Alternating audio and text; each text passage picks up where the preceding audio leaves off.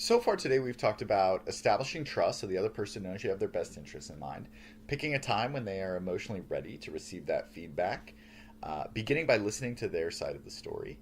And the next thing we'll talk about is praising people more than you criticize them. So make an effort to praise people more often than you criticize them. Let people know what they are doing right more often than you let them know what they're doing wrong. The human psyche is such that we always look for the shortcomings. We always look for the space between where we are and where we want to be, no matter how small that space is. And we just tend to tell people when they mess up in some way, and yet we're not as forthright about telling people when they do things right. We just kind of take it for granted that they should do things right. Don't take other people's good performance for granted. When they do something well, tell them they do it well.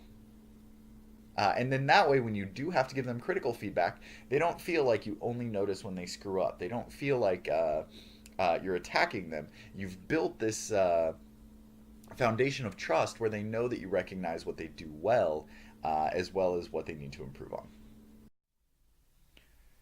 When you get really good at giving people critical feedback, you can do it in a way where you're highlighting people's strengths through the critical feedback. Let me give you an example of what I mean. I have a voice that is perfectly suited for a lecture hall. I can be in a lecture hall of 300 people, and the person way in the back can hear me perfectly, even without a microphone. That is a talent for a professor. That is a drawback in other parts of my life, like when I'm trying to have a quiet conversation with my girlfriend. And I was at my girlfriend's apartment one night, and she has a roommate, and we were staying up late. Her roommate had already gone to sleep, and I was emphatically talking to my girlfriend about something using my bellowing professor voice. And she leans in and she goes, "Tommy, you're just, I know you're so hyper masculine, and you just have this hyper masculine loud booming voice. Can you try to tone it down a little bit?" She said it less sarcastically than that. But I'm always kind of insecure about my loud voice because when people point it out, I feel like I'm being inconsiderate. I feel like I'm being rude. And the way she brought it up was it's complimenting this aspect of myself, my manliness, my masculinity, as well as criticizing, or not even criticizing, but giving me critical feedback. And she wasn't being insincere about the manliness part, right?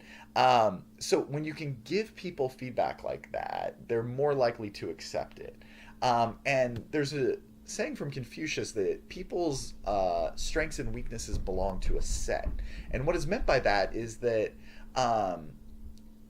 in certain situations, behaviors are a positive, and then in other situations, they're a negative. For example, people that are incredibly organized are also usually inflexible. People that are very disorganized are often very mellow and go with the flow. So it's not that being organized is a good thing or a bad thing, it's that being organized is good for some situations and not as effective in other situations. And so when you're giving critical feedback to people, think about when is this behavior that I am critiquing, when is that a positive? How is that a positive?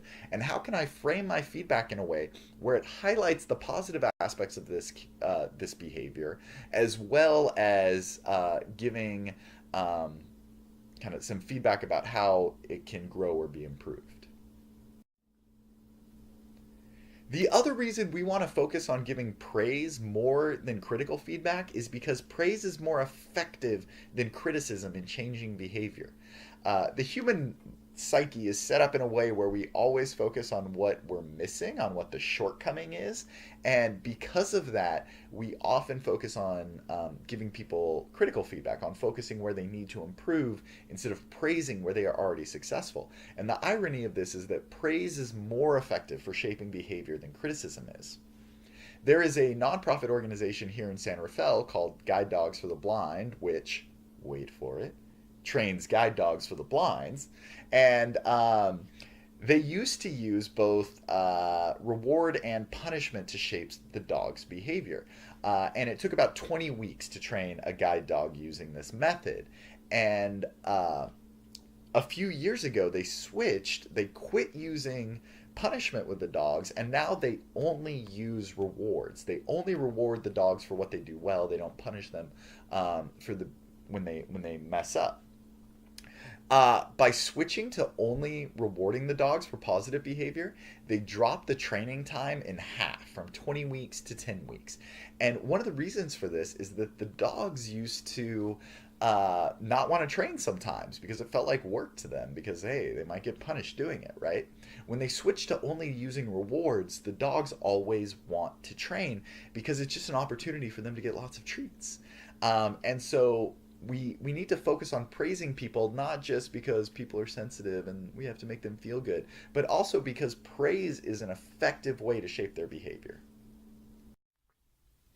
If you only provide negative feedback to people, it makes them feel helpless. It makes them feel like they can't do anything right. They did a study back in the 50s or 60s where the psychologist took two dogs and he put them both in metal cages and then he connected the metal cages to an electric generator. And he could turn on the electric generator and electrocute the dogs in the cages. He also put a big button in one of the dog's cages where if the dog hit the button, it would turn off the electricity for both cages. So he turns off the electricity, or he turns on the electricity, and the dogs go crazy. They're jumping up and down and barking and whining. And just by coincidence, the dog with the button in his cage will hit the button and it'll turn off the electricity.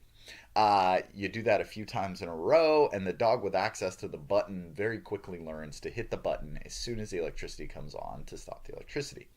Meanwhile, you can imagine what the other dog has learned to do. The other dog can't turn off the electricity. The other dog has learned to just lay there and get shocked and just take it, just accept the pain. Now, this very sadistic psychologist takes the dogs and he switches the cages. And the dog that previously didn't have access to the button now has access to the button. He turns on the electricity, and that dog that now has access to the button, he still just lays there. He learned that he couldn't affect his environment, that no matter what he did, he would have to sit there and get shocked, and so he just gave up. This should sound very familiar to someone, to anyone that's ever had a boss that only gives them critical feedback. It is incredibly demoralizing to only be told what you are doing wrong, and eventually you're just going to give up. That you're going to quit trying, you're going to quit putting effort in, because no matter what you do, you're going to get critical feedback.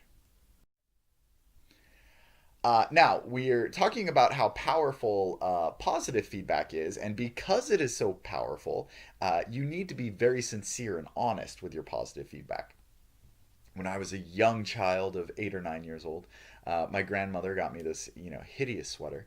But of course I was old enough to know that I was supposed to pretend like I liked it. So I opened the box and saw this hideous sweater and pretend like I liked it. And more than that, every time I went over to my grandma's house that year, my parents made me wear that sweater so that she would be happy. Well, you can imagine what my grandmother got me the next Christmas. It was I don't know if it was another ugly sweater, but it was ugly clothes. Every Christmas she would buy me ugly clothes and I would pretend that I liked them. And the reason why is because I kept telling her that I liked them, right? I kept giving her this positive feedback. And because it was insincere, I ended up rewarding a behavior that I didn't want to reward.